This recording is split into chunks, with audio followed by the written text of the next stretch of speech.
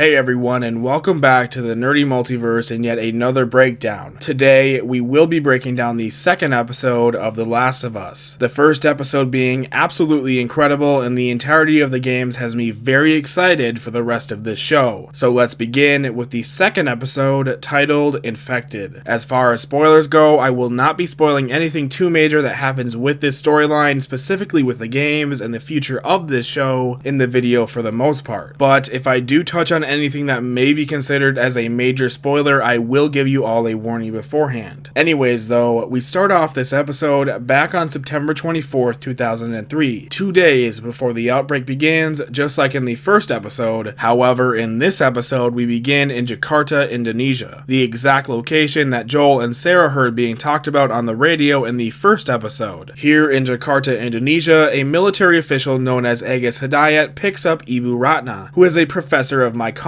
He picks her up to study the cordyceps, which are not supposed to be able to survive in humans. However, of course, there has been an incident in the beginning of this entire outbreak. So, Agus, the military official, has Ibu, the professor of mycology, look at the woman who was bit in this incident and now has the fungus infection in her. And we can see that this woman has a bullet wound to the head, meaning that she was put down and executed after the fungus infected her and caused her to change after she was bitten initially. As we do see a bite mark on her leg, which Ibu makes an incision on, and we can see that under the skin is just entirely fungus. And then Ibu reaches into the woman's mouth and pulls out the fungus, and we see that it is moving and knows that she's here, and it moves towards her, trying to infect its next host. The two then sit down together to discuss how to solve this outbreak before it gets worse than it already is. And we learn that this initially happened 30 hours ago at a flour and grain factory, which further plays into the theory and basically confirms that this entire outbreak may have happened because of something as simple as flour. The other workers who were bitten during this incident were executed, and 14 other workers are missing alongside the one who bit the woman that Ibu looked at. So Hidayat says that they need to find a way to fix it, whether it's a medication or a vaccine. But of course, the cordyceps is incurable and there is absolutely no way to prevent it or treat it. So in a pretty cold scene, Ibu says that the only way to take care of this situation is to start bombing. To bomb the entire city and everyone in it. Something that other parts of the world, including Boston, may have done to try and solve the outbreak themselves. The first two episodes both have segments that begin them that were not a part of the game, but also these scenes provide further in-depth explanations on what's going on and whatnot. After the opening credits, the episode opens back up as we see Ellie sleeping in the middle of a room, and flying above her is a butterfly. Something we see a lot of in the first episode as well, and also something we see a lot of in the games. Butterflies often symbolize transformation and change, and the butterflies being around Ellie could be because she is the hopeful change to come to the world because of her immunity to the fungus. Ellie eventually gets a butterfly tattooed on her arm in the games as well, and there is also one carved on the guitar that she ends up getting. Tess is wondering why Ellie is so important to Marlene and where she was going to have her taken to, and Ellie tells her that there is a Firefly base camp somewhere out west that has doctors that are trying to work on a cure. Now, if you have not played the games, I do suggest skipping forward a bit, unless of course you do not care much about spoilers, as I am about to mention something very big from the first game. When mentioning this base with doctors, this hints at what happens at the end of the first game, where Joel does end up getting Ellie to the Fireflies and the doctors, where they end up trying to get a vaccine made from Ellie, but he ends up finding out that if they do that, it would kill her. So he ends up taking out pretty much everybody in the hospital, which in turn leads up to the events in the second game. Joel's hand is still busted up from the last episode after he beat down the Fedra officer, and he stealth diagnoses it as a hairline fracture. Before heading out, the group packs up their things, and Ellie takes interest into the rifle that Joel has and asks if she can have a gun herself. Of course, both Joel and Tess say no, and this is something that may continue until we see a similar scene in the show, like in the games, where Ellie ends up saving Joel's life with a gun, ultimately making Joel trust Ellie. They head out into the city of Boston with the skyscrapers fallen over, birds flying through the sky, and vines and greenery growing all over the streets, the abandoned cars, and buildings. Walking through the city, Ellie explores it for the first time, and they end up passing by a bombing spot. And Tess says that the bombings were done to help hold back the outbreak, and that it did not work in most places, but it did in fact work here. They also end up passing by a giraffe plushie that is on the ground, a plushie that we saw a few times during the games, when a girl was holding one in the QZ, and this could also be a nod to the big scene that came towards the end end of the first game, so spoilers, when Joel and Ellie came across a herd of giraffes. Ellie tells Tess how she was bitten after being asked by her and tells her that she snuck into the boarded up mall in the QZ that nobody was supposed to go into, and Ellie says that she was alone when she went in there and got bitten, but she sniffs and hesitates when she says this because that is not the truth nor the entire story of what happened in that mall. Ellie has tons of questions about the infected, asking about different rumored variants of infected that she may have heard about in the past, asking about a super infected that explodes fungus spores on you, which is referring to the bloaters, and if there are ones with split open heads that see in the dark like bats. When she mentions the second kind, Joel and Tess look at each other like this is true, and this is because it is, as the second kind is referring to the clicker type of infected, the type of infected that we have encounters with in this very episode. After talking about the different types of infected, they hear a scream in the distance and get moving to the hotel, where a very similar scene takes place as they head through the flooded lobby of the hotel, where wildlife seems to be thriving, as a family of ducks swim in the water and a frog hops on the piano. This shows that there still is the hope of life even though humanity may be doomed, which is an aspect that is sort of touched on in the games with the giraffe scene that I mentioned earlier. Ellie goes up to the desk and pretends to ask for a room, just like she did in the game and almost word for word as well. Joel helps Tess climb up into the debris so that she can climb through it and around it so that she can open the door for them. While she does this, Joel and Ellie are left alone, which ultimately forces them into a very awkward conversation as neither of them really trust each other as of right now. Ellie keeps asking Joel different questions and going on and on while she plays with her knife, which is the same knife that she brandished in the games, and their conversation here further builds on Joel's distrust with her at the moment, as he ends up lying to her about where he's initially from before the apocalypse and refuses to answer her questions about him. This distrust and refusal to grow a bond with Ellie is most likely because of the loss of his daughter, Sarah. Ellie ends up asking him about how long the infected can live, and Joel says that they usually survive for a couple of months, but there are in fact some infected out there that have been roaming around for 20 plus years now, hinting at their future encounters with these types of infected, such as the bloaters, and in the second game, where you come across an infected known as the Rat King in the basement of the hospital, which has been locked down there ever since the start of the outbreak. They end up making it through the hotel after Tess opens a door for them, and they go to the balcony of the hotel where they get a view of the longer route which they were planning on using, as it is typically more safe and secure, but now it is filled with tons of infected.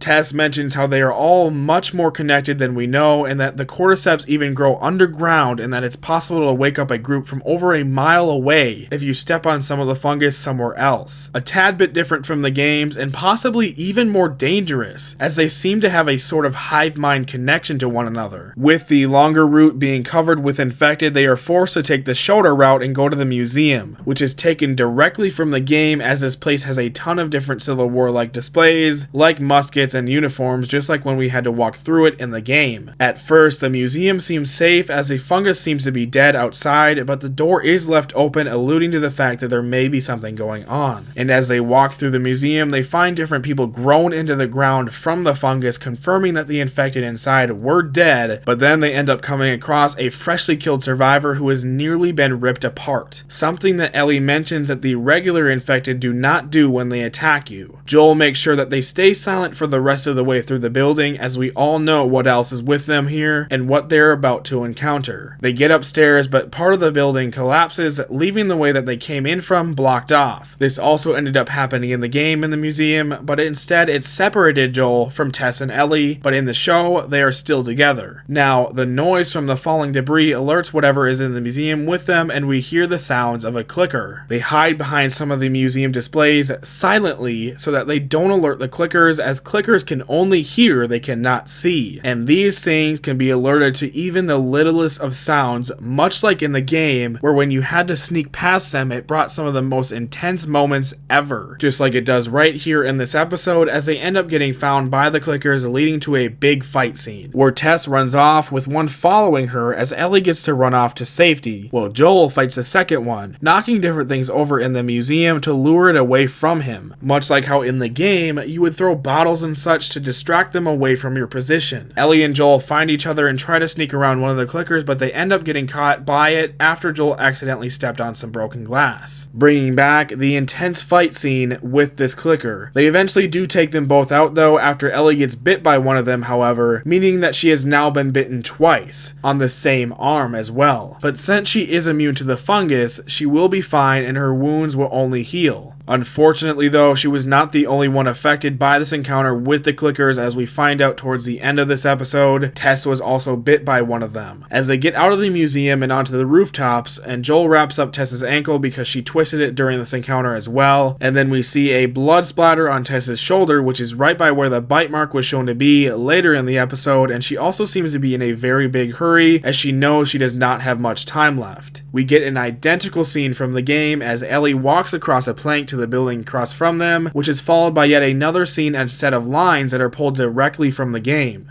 As Joel and Ellie look out at the view of the city and admire it together, they say the exact same lines that they said to each other in the game during the scene as well. And something that we can notice here and a bit throughout this episode as well is that Joel's trust for Ellie is definitely building up, but very slowly. Before heading down the ladder and into the city, we can see Joel glance down at his watch, which is of course extremely important to him as it was given to him after being all fixed up by his daughter Sarah before the outbreak and before her death. Him glancing down at his watch here in the scene, right after Ellie and him were looking at the view of the city together, could mean that he is remembering what it was like to have a daughter, and eventually, like in the games, Ellie's and Joel's bond gets to the point where she's basically like a daughter to him. They end up getting to the state building where they were supposed to meet with some of the Fireflies that were going to take Ellie to their base in the west. But when they get to the building, however, they end up discovering all of the Fireflies here have been killed, as one of them was bitten, which in turn caused them all to turn onto each other and kill each other. And a lot of the lines here and this scene itself have also been directly pulled from the game, especially when it comes to Tess. Tess is obviously in a big hurry, and Joel and Ellie both take notice of this, which causes her to finally reveal that she is infected and was bit by one of the clickers back at the museum. Tess tries to walk towards Joel here to talk to him, and he immediately steps back away from her, showing that even if someone that is close to him like Tess is, he does not want anyone infected around him and hesitates to trust her now. She tells Ellie to pull up her sleeve to show Joel that Ellie's immunity to the cordyceps is real, as her wounds are only getting better while Tess's is getting worse. One of the Fireflies that got infected here wakes up and Joel immediately kills it, which triggers some of the cordyceps on the floor, just like Tess was talking about earlier in this episode, and it ends up basically signaling and waking up the entire group of infected that they were looking over at while on the hotel's balcony. The infected are closing in on the building, which is where Tess starts knocking over flammable barrels and crates of grenades. Overall, Tess's death in the show is a bit different than it was in the game, as in the game, after she revealed that she was bit, the building was surrounded by Fedra soldiers, and she ended up staying behind to buy Joel and Ellie time, which is where she ended up being shot and killed by Fedra. And instead, here in the show, she stays behind to make sure that the infected cannot follow Joel and Ellie, as she tries to get her letter to work, causing the building to practically go up in flames and nearly explode. At first, Ellie does not want to leave Tess behind, and Joel is a little hesitant on leaving Tess behind as well. But as Tess says to him, he needs to save who he can save. And then she tells Joel to take Ellie to Bill and Frank's, two pretty big characters from the game, and he gets himself and Ellie out of there. In a pretty intense scene while Tess is trying to get her letter to work as her hands shake from the infection, the infected break their way through the doors and into the building, and one of them ends up stopping after noticing Tess, which in turn causes them all to stop, and it starts approaching her very slowly while she still is struggling to get the letter to work. The infected that approaches her has visible fungus that has grown on the outside of its body, most likely meaning that this one has been around longer than just a couple of months. It gets to Tess and basically gives her the kiss of death, as the fungus reaches out of its own mouth and into hers. But just in time, the lighter turns on and she drops it into the flammables, causing the building to go up in flames, taking herself and the rest of the infected all out, as Joel and Ellie run through the field outside of the building. Now, personally, I think I would have liked a bit more time with Tess, as in the game she did do some pretty cool things when fighting against bandits you came across and whatnot, but also in the show, I feel as if her death could be seen as more impactful, beautiful, as we even got to spend more time with her in the show before she was ultimately taken out, as in the game she kind of just stayed behind and was shot and that was it. After the building explodes with Tess in it, Joel doesn't take much time to think of what just happened, nor really shows much emotion with this, and just keeps on moving, while Ellie stays behind in the field crying. In the games, after Tess's death, Ellie would often try to bring it up and press Joel about what happened to her, but he would always shut it down. Ellie turns around ready to head off with Joel again and takes a deep breath with the building burning in the background, which is where the episode ends off in a devastating way. Just an absolutely incredible episode. So fun, emotional, and all of that good stuff, just like the first one, and definitely some of the greatest video game adaptations that I have ever watched. The show nails literally every aspect from the games that it's shown so far, including the clickers and such, and I cannot wait to keep exploring the city and see how they handle all the other variations of the infected. All of the actors in this show nail their roles of these characters in my opinion, and I cannot wait to be introduced to even more of them, such as Bill and Frank in the next episode, as well as Dina sometime down the line. Overall, I really love this episode and have literally nothing negative to say about it at all, and it's easily a 9 out of 10 or 10 out of 10 episode along with that first episode as well. But on the other hand, I hope that you enjoyed the episode as well, but make sure to leave your thoughts on it down below. Thank you all for watching, and if you enjoyed our breakdown on this episode, don't forget to give it a like. And with all of that being said, we will see you all the next time that we go through and explore the Nerdy Multiverse.